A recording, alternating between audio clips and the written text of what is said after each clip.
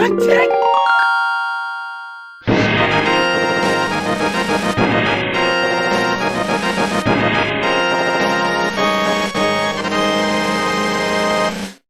and welcome back to recreating The Legend of Zelda: A Link to the Past inside of Minecraft. The last video was a bit shorter and we discussed the name changing feature. This video will be a little longer since we will discuss the Boomerang item. The Boomerang item is present in almost every Zelda game, so it's important we get it right with all of its features. In A Link to the Past, you can throw the boomerang at enemies to deal about the same damage as one hit from the fighter's sword. The boomerang can also catch on fire if thrown through fire, after which it will set hit enemies on fire too. Finally, the boomerang can pick up items that you normally couldn't reach by picking them up along the way.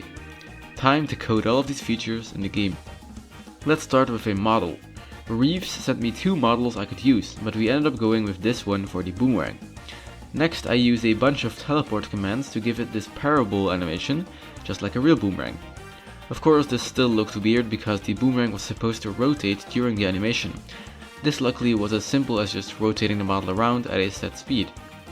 Finally, I made it follow the player's viewing direction, meaning it is thrown in the direction the player is looking. When the default animation is playing, you could in theory run away from your flying boomerang, thinking it might break the game. But I thought of that, and when the animation finishes, the boomerang will simply start chasing you at a speed higher than your running speed. This way it always catches up to you and gives you the boomerang back.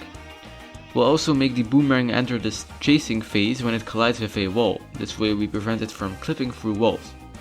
You might also try to block the way so that it can never reach you, but we can circumvent this by adding a timer and just giving the boomerang back to you when it's been too long. Now you'll never lose the boomerang.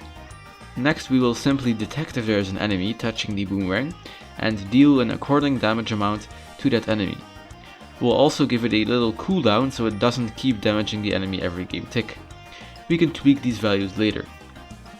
For the ability to catch fire, we once again have to detect if the boomerang is inside of a fire or a soul fired block, and if it is, we will give it the on fire tag.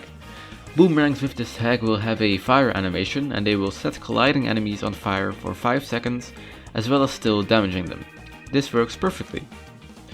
The last thing we'll have to implement is the ability to pick up items. What we'll do here is detect if there is an item colliding with the boomerang, and if there is one, we will make that item invisible, copy the item's data to the boomerang model to display on top of it, and once you collect the boomerang, we copy the item along with its data values to your inventory. With all of this implemented, let's test it out in the game. So here we are in the flat testing world. So this item, the boomerang, is actually stored inside of the special weapon menu. So right now I can open it and I have 4 special weapons unlocked. Now this menu automatically closes after like 10 seconds I think, because otherwise it might cause bugs. So that should happen, there we go. But we have the lamp, the boomerang, the hookshot and the mushroom. Most of these are for a different video and all of these haven't been unlocked yet. So we're going to take the boomerang and put it in slot 1. So this is the boomerang. It has a little model. Might look a little too big, I think it's fine though. And if you right click it, you throw the boomerang. And as you may be able to hear, it also has sound effects. It also has a little sound effect if you hit the floor with it. And then it automatically returns. So I'm going to go into game with creative and add some more walls here. And we're also going to summon a few enemies. So what enemies should we summon? Probably, not actually sure. Maybe just Buzzblob again, since it's the one enemy that actually has been properly coded yet. So the problem with Buzzblob is that he's very tiny, meaning hard to hit. So, okay, it barely didn't hit him there. I literally cannot hit this guy.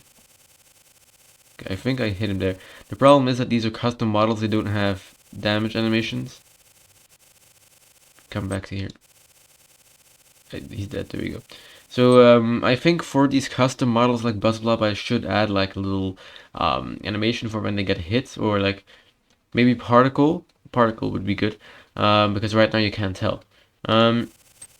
That's basically it. As you can see, it cannot go through walls. If I were to throw it and run away as quick as I possibly could, as you can see, after a while, it would just come back to me automatically. Just give the item back. There we go. Because it's like, oh no, he's probably bugging the game. So those are two of the main things, but we're also gonna show off the fire thing. So with that, I hope he does. Yeah, he does. Okay. So now I'm gonna throw two. Didn't hit him. Oh, he did. Yeah, there we go. So he's now on fire for like 5 seconds, or yeah, okay. If I take another trashy item, like stone, it should not get killed. Indeed, it does not. So we might as well put out the fire and place it on here, because it might be easier to hit. So here we go. I'm gonna throw it, and boom, there you go. Gimme, and there we go. We got the stone back. So that is it for the boomerang item. I hope you like the way it works. If you want me to tweak anything, then please tell me. And there you have it. Another item finished. Hopefully you like this one, since I'm quite proud of how well it turned out. In the next episode we will discuss the Bombos medallion, the first of 3 medallions in the Link to the Past. If you don't want to miss that video, subscribe and turn on notifications. Thank you for watching, and stay safe.